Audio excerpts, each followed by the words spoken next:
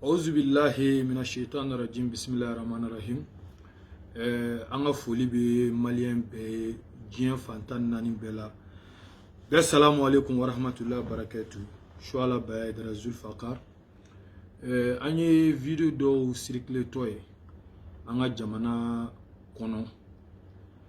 Jamana ngula. Jamana mi nambe jewo ni jamana wore tambulu. Noye en façon Mali. Nantara yoro ni Mali te ami wele de ko étranger. Al Côte d'Ivoire nantara ni étranger ulumunu nami frontière la. Sénégal Guinée étranger. Donc anti étranger dugumna wode Mali. Nanya ye fitnem na do akono amse ga minge ka fitne kumba ame wuli ko ke. Ayam balmage do ka puma me amba buya ko sebe. Sabu mogo be dine barala. Anga nga buya nyeshima. Mais puma do la abe fili. A puma chugo la abe fili. A koke chugo la abe fili. Ame wakati mina sa beba do Mali be geleya kono. Mali yere doronte djien be geleya kono. Djien yere sranendu. Djien be na ge chugo di. Bana jugu mi mega munu djien kono no coronavirus.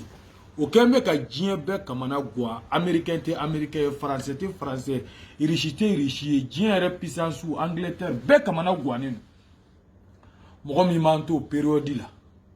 guerre be Mali kono guerre be nord la guerre be centre la geleya ou be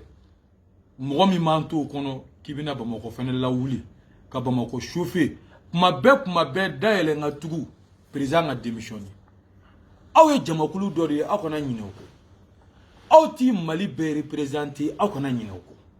mais kuma be de ba fo abi bo abi bagabaga luke abi tapaju ke pour que kaseka mogo ke au sakoi kaseka ka recherche gla mogo koka on se kan sigi ko laje awren ne bebe min do dinela kira ko ni mami ko e mi na mai kongo doye abal ni bulu ni masida ko ni mase idusukun wode limani alla fule awre be min na ni aw ba do jamana be problème munu na ba be kalama ebe na ko président a démissionné ni ngali mene fe ka kila sisa ni président démissionné rawo président reka sonsa ko nye fangabla nyabla ikoma ko ngabla nyabla ni président o fo oh John ne bna ga Mali président ko fo neta sorasu rebna kaiwa sorasi jumo mna kai breverwa beruruji rebna kaiwa John ne bna kai armée de l'air armée de terre wa ozefero rebna kaiwa John de Mnage président, assemblée président ne benawa. John de Mnage président, yelma politique to ne benawa. IRD ne benawa. Walma RPM mogodo ne benatuwa. Walma adema ne benawa. Onyi ngalika ngakela. Yelma na auko président atani président tara. Awere de mogobe fangala wa. Almamu ne benawa. Karamogodo ne benawa. Église nyamogo ne benawa. Aw fa foloke. C'est-à-dire nununte doreye ka mogo ke nalumay ante nalumay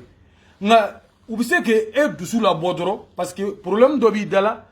e école maîtrise i diminendo parce que ka sarama ke a rebe ka ko bege jijugoro pour que école maîtrise ka sarab se ka duma wallahi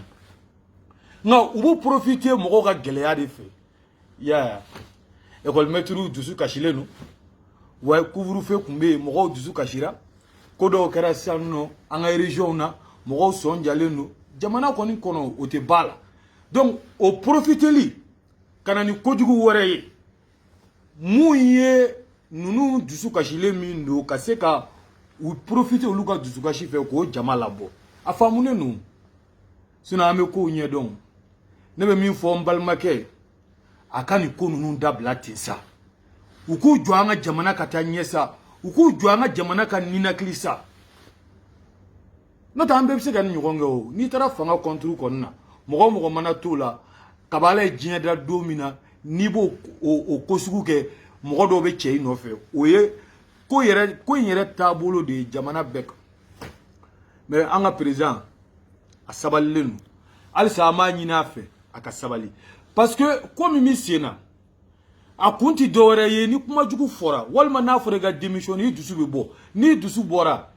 ni police labo ka gendarme nabo ni mogo bugo walma ka mogo jogi walma ni mɔgɔ dɔ taara sala ala ka n'a cɛ janya donc u bɛ sɔrɔ ka wuli k'a fɔ a ye mɔgɔw faga a ye mɔgɔw gazer o de y'u ka laɲini o laɲini kana sɔn mais olu bɛ ka kuma fantan minnu tɔgɔ la ko fantanw yalima katikati maaw bolo aw ni fantanw jɛra a la miliyɔn minnu b'aw bolo miliyɔn 100 yirika minnu b'aw bolo n'a y'a sɔrɔ yalima aw ni fantanw jɛra a la hali bɛ taa ninnu ka so da la hali ala ma taa ji talaw tɛ ye ninnu ka da la hali forage ninnu t'a sigi a bɛ école maître ka kuma na a bɛ écoledenw ka kuma na a ye école so joli jɔ minnu bɛ nin kuma fɔ u ye école so joli jɔ Mali kɔnɔ ne bɛ fɛ k'a dɔn u ye fantan joli la dumuni komi a ko kɔngɔ bɛ fantanw na a yɛrɛ ye fantan joli la dumuni aw ye ji di fantan joli ma an bɛ problème na an ka chef de file opposition minɛlen don Sumala Sise an bɛɛ bɛ dugawu la su ani tile o bɛ se ka bila cogo min na a bɛ tila ka na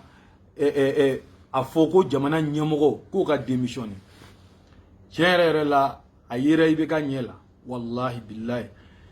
ka élu démocratiquement mais n y'o de fɔ a ka sabali sabali ne fɛnɛ ka ɲi n'o tɛ ka élu démocratiquement président gagné dun voté de kɛra wa a gagné i votera contre la a gagné oh a y'aw jɔ san 5 a tɔ man jan san 3 n'a y'a sɔrɔ n'aw tɛ ko wɛrɛ ɲini dɛ n'a y'a sɔrɔ a bɛ faso ko de la mais kuma bɛɛ k'i profiter ni sɔrɔsiw ka saya ye ni sɔrɔsiw ka degun ye sɔrɔsiw bɛ degun na an bɛɛ bɛ degun na an balimaw de don an sinjiw de don nka e ye ninnu ye minnu bɛ kuma la ta a jumɛn taara sɔrɔsiden minnu bɛ ni yatimɛw don muso minnu bɛ filiya la u taara joli d'u ma kaba ala k'aw da aw ye k'u taara malo bɔrɔ 1 walima sukaro bɔrɔ 1 di nka kuma bɛɛ k'i profiter dɔrɔn a dabɔkun ye ko min ne b'a kalama wa ne bɛ se k'o fɔ fɛnɛ koyi nka ne b'o to yen yanni wagati cɛ kɛlɛ in bɛɛ kun bɛ ko dɔ de nɔfɛ nafaw de don nka ni ala sɔnn'a ma an kan ka to Mali de kɔ n'an bɛ guerre kɔnɔna na saya ye diyagoya ye normalement ni sɔrɔsiw tɛ an bɛɛ kan ka taa faso kuma bɔ mais olu de ko u b'u nin di anw ni ka kisi wa an bɛ dugawu kɛ minnu sara sɔrɔsiw la ala ka hinɛ u la ala ka yafu ma minnu ma sa ala k'olu ni kisi u ka jamana in kisi nka n'i ko bibi na ko jamana kɔnɔ ko président ka taa n ka cɛ Mali cili ka Mali kɛ bɔgɔbɔgɔ ka poussière wuli ka taa n'a ye o de ko b'e kɔnɔ parce que ala président yɛrɛ k'a fɔ k'a bɛ taa sa o jɔn de bɛna jɛ ni jɔn ka président ye kuma bɛ yen nin ne t'a dɔn mɔgɔ minnu bɛ nin fɔ u b'a fɔ k'u hakili to yɔrɔ min na mais dɔwɛrɛ tɛ u tigɛlen don jamanadenw de la n'i tigɛra i ka jamanaden na dɔrɔn nin de bɛ k'i ka baara ye kuma bɛɛ ka kuma dɔ fɔ ka amalgame wuli dɔrɔn pour que ka i ka jamanadenw yira k'a yir'u la aw tɛ ko kalama ni mankan wulila ni ko dɔw ɲɛnabɔra dɔrɔn i b'u da di ne o b'a sɔrɔ place kow bɛ sen na ko dɔw bɛ sen na marché ɲini dɔw bɛ sen na n'o dira dɔrɔn u b'u da di mais e de ye victime ye mɔgɔ min bɛ bɔ ka tugu politique mɔgɔw kɔ mɔgɔ min bɛ parce que ninnu ko k'u ye politique mɔgɔ de ye sisan k'u tɛ diinɛ mɔgɔ ye tugun ko politique de don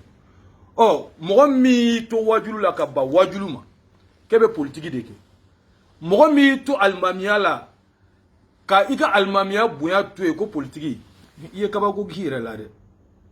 an b'o wagati de la sisan n'o tɛ i tun b'i to i ka alimamiya la i tun b'i to i ka karamɔgɔya kɔnɔ ka tiɲɛ fɔ faamaw ye mais ni e yɛrɛ ye politique tɔn sigi faamaw fana kan ka faamu de bibi na ninnu kɛra politique mɔgɔw de bon politique mɔgɔ ni politique mɔgɔ i bɛ politique mɔgɔw tɔw kunbɛn cogo min na a b'u fana kunbɛn ten de nin kun ye ne ka kuma ye Suala Bayadara Zulfakar ka kangari da maliyɛnw de ye aw bɛɛ ka to aw ka so a kana bɔ ka taa aw yɛrɛ bila foyi la ninnu min ye ekɔliso ko kuma min na u ma ekɔliso jɔ u ma ekɔliden dɛmɛ u bɛ fantan kɛlɛ min na u ni fantanw ma jɛ u ka katikatiw la katikatiw sɔrɔla cogo min na an b'a bɛɛ kalama nin ye n ka kuma de ye ni ye ko ye n ka jamana kɔnɔ n bɛ kuma parce que n ye maliyɛn e min bɛna n neni ka n'a dabila dɛ ni nenini tun bɛ fɛn tiɲɛ ɲankuma anw bɔra yen e min bɛna n dɔgɔya e min bɛna n critiquer bɛɛ k'i ta fɔ bɛɛ k'i ta kɛ nka n'i ye dan sago n kan n kan ka min kɛ n b'o dɔn wasalamu aleykum warahmatulahi taala barakatu Suala Bayadara Zulfakar